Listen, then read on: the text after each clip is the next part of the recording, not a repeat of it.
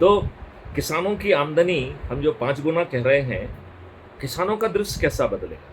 बिल्कुल। ज़रा सोचो काफ़ी ज़रा कैसा होगा? काफ़ी हद तक बदल जाएगा। देखिए, पहले तो मैंने जैसे आपको बताया कि आपको ना जुलूस निकालना होगा, ना धरना देना होगा, ना ये करना होगा, ना वो करना होगा। तो किसानों को क्या नहीं करना होगा, पहले तो ये बता दूँ मैं।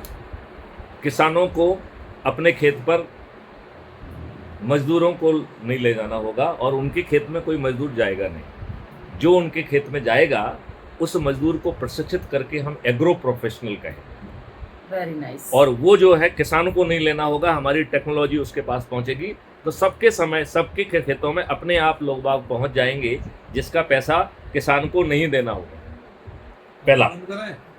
दूसरा जो है, जो बीज है आप सिलेक्ट करेंगे क्या बोना है, बेस्ट वैरायटी का बीज पहुंचेगा, जिसका पैसा किसान को अपने अर्निंग अकाउंट से नहीं देना।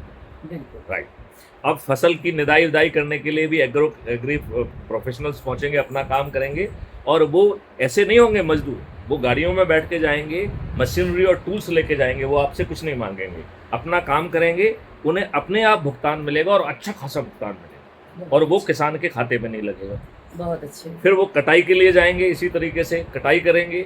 इसके बाद जो है उसमें क्वालिटी कंट्रोल प्रोफेशनल जाएंगे, जो उसकी ग्रेडिंग करेंगे कि आपका अन्न कैसा है। ऐसा। फिर उसके एक पैकेजिंग एक्सपर्ट जाएंगे जो उसकी पैकेजिंग करेंगे।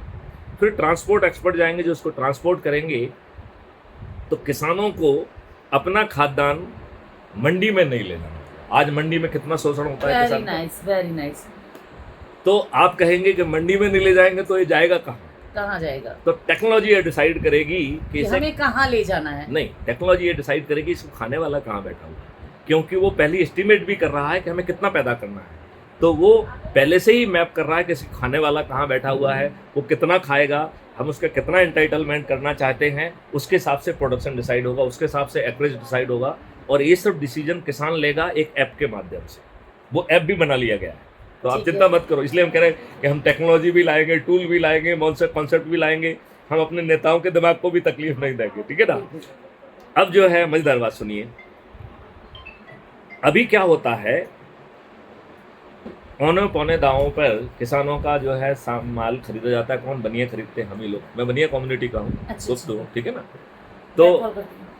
तो जो है आज वो क्या करता है, वो कहीं पे उसको रख देता है और कहीं पर रख कर उसको एक आर्टिफिशियल स्कैरिसिटी पैदा करके उसके भाव बढ़ाता है, और फिर उसको दुगने तिगने चौगने दामों पर कंज्यूमर तक पहुंचाता है।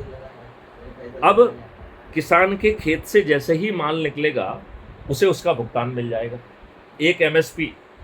तो आपका खर्चा जीरो और आपको एक एमएसपी मिल गया, तो बताइए, ना तो आपको किसी से कर्ज लेने की जरूरत है, और आपकी आमदनी 5 गुना हो गई किसानों की कि नहीं? आगे बढ़ के लो।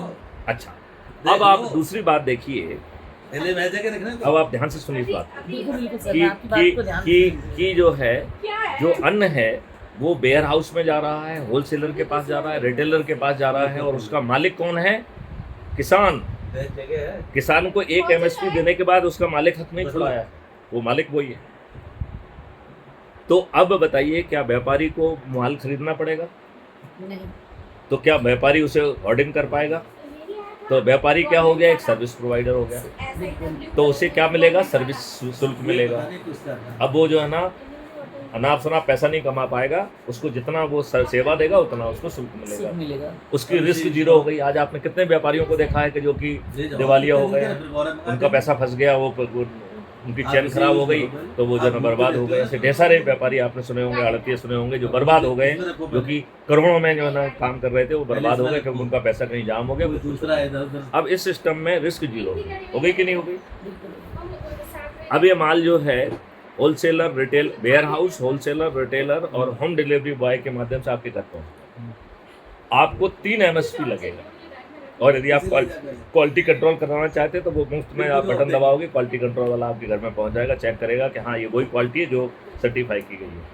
यदि वो उससे भिन्न निकल गई तो वो डी पैनल हो जाएगा। कौन? जिसने वहाँ क्वालिटी कंट्रोल किया। मतलब यहाँ पे कोई बदकारी बदमाशी के लिए कोई जगह नहीं। अब जो ये 3 एमएसपी में बिका है, ये 2 एमएसपी कहाँ जाएंगे? एक किसान के कॉस्ट सेटलिंग अकाउंट में जाएंगे। किसान के अकाउंट में जा रहे हैं, अर्निंग अकाउंट में नहीं, कॉस्ट सेटलिंग अकाउंट। और जितने भी भुगतान हैं वो उसी को सेटलिंग अकाउंट से होंगे। बताइए, इस पूरी व्यवस्था में कहीं मुफ्तखोरी, कोई बदमाशी, कोई मक्कारी की कोई जगह है? बिल्कुल हमने कोई ऐसी बात कही जो कि प्रायोगिक नहीं है? नहीं। है? बिल्कुल आज तो जो है हम इतने दुष्ट हैं कि उस किसान को बेचारा कोई सपोर्ट नहीं कर रहे हैं। वो बेचारा देखता है कि आज जो है ना प्याज 150 किलो का बिक गया तो हर कोई प्याज बो देता है, अगले साल जो है ना वो ज़मीन पे फिकता है। वो बेचारा टमाटर जो है ना 200 का बिक गया तो सब जगह टमाटर बो देते हैं, अगले दिन टमाटर जो है ना रोड पे फिकता है। तो कितनी आसानी से हम एक नेशनल टारगेट बना सकते हैं, local demand, process demand and international demand. हम तो कह रहे हैं हम विदेश को भी भेजेंगे। तो यदि हम जी यदि सुनिए अर्चना जी, यदि हम विदेश को भी बेचना चाह रहे हैं तो कितनी आसानी से हम जो है ज़मीन की उर्वरकता को हर 3 महीने में मैप करेंगे और उसके भी बच्चों को पैसे मिलेंगे और हम उसकी प्रोडक्टिविटी के हिसाब से एकरेज डिसाइड कर सकेंगे। ये हम डिसाइड करेंगे कि देश में क्या पैदा होगा, कितना पैदा होगा। आपको माला माल कर देंगे और भारत की हर चीज़ जो है, भारत का जो खाद्यान्न बाहर जाएगा ना वो 10 गुना प्राइस पे बिकेगा। अर्चना जी, आप इतने बड़े अपने कहना चाहिए कि पत्रकार के जीवन काल में आपने कभी ऐसा मॉडल सुना है? बिल्कुल नहीं, पहली बार मैं सुन रही हूँ और बड़ी सेटिस्फाई सी भी हूँ कि ऐसा भारत हो जाए, बाकी किसानों की ऐसा भारत, किस्मत बदल जाए। ये बताइए, ऐसा भारत करने में क्या कोई अड़चन आ रही है? केवल आपको ये सोचना है कि हाँ हमें ऐसा भारत चाहिए, इसके अलावा तो मैं आपसे और कुछ नहीं मांग रहा हूँ। आज इतनी स्थिति खराब हो गई है कि प्यासा जो है वो चाहता है कि कुआं उसके पास पहुंच जाए और फिर वो आई डोंट केयर फॉर कुआं। आज स्थिति ये बनी हुई है। बिल्कुल एग्जैक्टली। चलिए, तो मैं अर्चना जी आपको धन्यवाद देता हूँ, आपने मेरी बातें ध्यान से सुनी। मुझे लगता है कि ये कुछ ना कुछ आपके अंदर मंथन पैदा करेगा, क्योंकि मेरा ये भी मानना है कि जो मेरे ख्यालात हैं ये मेरे ख्याल नहीं हैं, ये कॉस्मिक ख्यालात हैं। अदरवाइज एक पुलिस ऑफिसर, चाहे वो इंजीनियर हो, चाहे MBA हो, चाहे कुछ भी हो, उसके पास इतनी सारी चीज़ों के इतने सारे मॉडल्स कहाँ से आ रहे हैं? ये कॉस्मिक डाउनलोड है। और मैथिली शरण गुप्त को इस बारे में कोई भ्रम नहीं है कि मैं एक निमित्त मात्र हूँ। यदि मैं नहीं कहूँगा तो ये कॉस्मोस से डाउनलोड वहाँ पहुँच जाएगा। बिल्कुल।